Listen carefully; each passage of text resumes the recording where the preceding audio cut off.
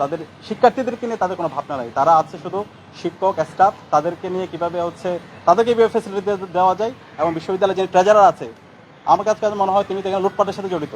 বিশ্ববিদ্যালয়ে যে 1031 কোটি টাকার বাজেট আসছে, আমি সাংবাদিক বন্ধুদেরকে আহ্বান করব তার লুটপাটগুলো আপনারা একটু হচ্ছে এখানে তদন্ত করবেন। বিশ্ববিদ্যালয়ের পড়াশোনার কাছে আমরা সুস্পষ্ট রূপরেখা দিয়েছি এবং সিকিউরিটি গেট স্থাপনের যে বাজেট দরকার, যে স্পন্সর দরকার, সে স্পন্সর আমরা ম্যানেজ করেছিলাম। ডাকসুর যে দ্বিতীয় কার্যনির্বাহী মিটিং হয়েছিল সেখানে এটা সর্বসম্মতিক্রমে বিসির উপস্থিতিতে, ডাকসুর সভাপতির উপস্থিতিতে সেটা পাশ হয়েছিল এবং সেটা আমরা প্রত্যেকটা হল প্রশাসনের সাথে তখন বসেছিলাম। কিন্তু গত 10 মাস জুড়ে বিশ্ববিদ্যালয় প্রশাসন এবং হল প্রশাসনের অসহযোগিতার কারণে শিক্ষার্থীদেরকে অনেক বেশি ভোগান্তির মধ্যে দিয়ে যেতে হচ্ছে। তো সর্বশেষ আজকেও আমরা বিশ্ববিদ্যালয় প্রশাসনের কাছে এসেছি। আজকে বিশ্ববিদ্যালয়ের ভিসি, প্রভিসি সহ ডিন এবং বিভিন্ন হলের প্রভোস্টরা ছিল। আমরা আমাদের দাবিগুলো উত্থাপন করেছি। আমাদের দাবির মধ্যে ছিল শিক্ষার্থীদের হলে প্রবেশের ক্ষেত্রে যে সময়সীমা সেটা যৌক্তিকভাবে বৃদ্ধি করতে হবে এবং লেট গেট, যে শিক্ষার্থীরা লেট গেটে দেরিতে আসে তাদের জন্য লেট গেটে বিভিন্নভাবে হয়রানি করা হয়, এটা ফ্লেক্সিবল করতে হবে। একই সাথে শিক্ষার্থীদের যারা অভিভাবক আছে, অভিভাবকরা হলে প্রবেশের ক্ষেত্রে কার্ড দেখে তাদেরকে হলে যেন প্রবেশের অধিকার দেওয়া হয় সেটা নিশ্চিত করতে হবে। এর পাশাপাশি আমাদের নারী শিক্ষার্থীদের হলে যারা স্টাফরা আছে, গেটম্যান থেকে শুরু করে লিফটম্যান, প্রত্যেকে শিক্ষার্থীদের সাথে দুর্ব্যবহার করে। এক্ষেত্রে যে সমস্ত স্টাফরা আমাদের শিক্ষার্থী বোনদের সাথে খারাপ আচরণ করে তাদেরকে বিচারের আওতায় নিয়ে আসতে হবে এবং এটার জন্য একটা কমিটি থাকতে হবে। এর পাশাপাশি আমাদের ডাকসুর পক্ষ থেকে আমরা যে সিকিউরিটি গেটের স্পন্সর আমরা নিয়ে এসেছি সেটা যেন স্থাপন করা হয়, সেটার জন্য দ্রুত সময়ের মধ্যে একটা কমিটি করে সেটা বাস্তবায়নের একটা রূপরেখা দিতে হবে।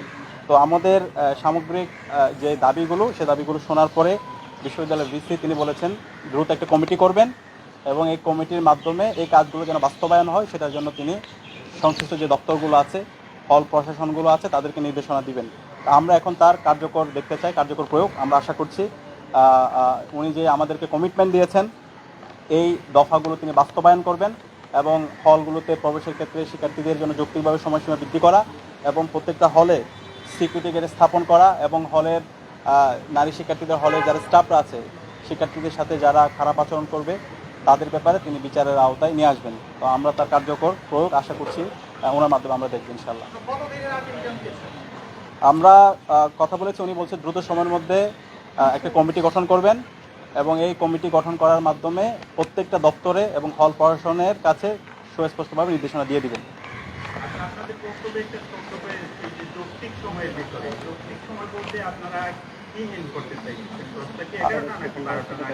হ্যাঁ, আমরা সকল স্টেক হোল্ডারদের সাথে বসে এখানকার শিক্ষার্থী এবং বিভিন্ন স্টেক হোল্ডার যারা আছে তাদের সাথে বসে একটা কমিটির মাধ্যমে সুস্পষ্টভাবে সময় নির্ধারণ করে এটা যেন বাস্তবায়ন করা হয়।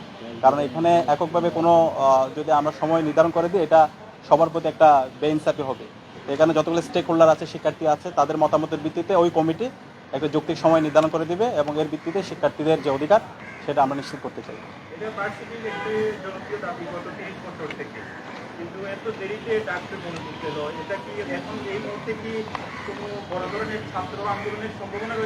ডাকসুর দায়িত্ব নেওয়ার পর থেকে ডাকসুর যে দ্বিতীয় কার্যনির্বাহী মিটিং সেটার রেজলিউশন যদি আপনারা দেখেন সেখানে আপনারা দেখতে পাবেন ডাকসু শুধুমাত্র বিশ্ববিদ্যালয় প্রশাসনকে দাবি উত্থাপন করেনি, আমরা সলিউশন দেখাইছি।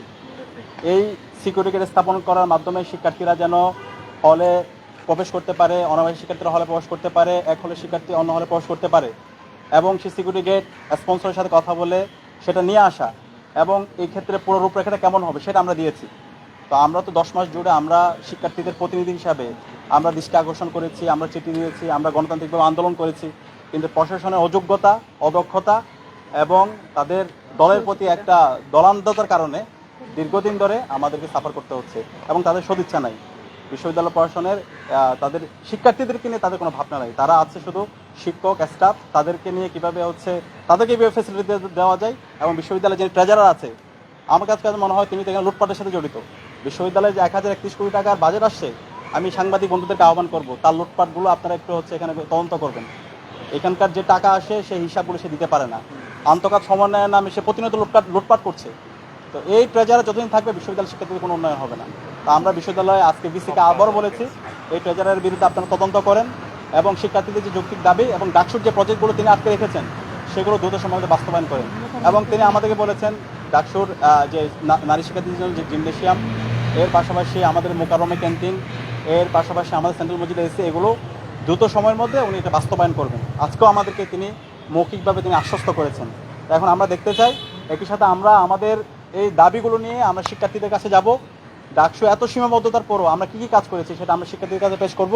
বাকি যে কাজগুলো বাকি আছে, যেটা পড়াশোনার অসুবিধার কারণে আমরা পারি নাই, সেটা তাদের কাছে পেশ করে তাদেরকে সাথে নিয়ে যৌক্তিকভাবে আন্দোলন করে আমরা প্রত্যেকটা দাবি আদায় করে নেব ইনশাআল্লাহ।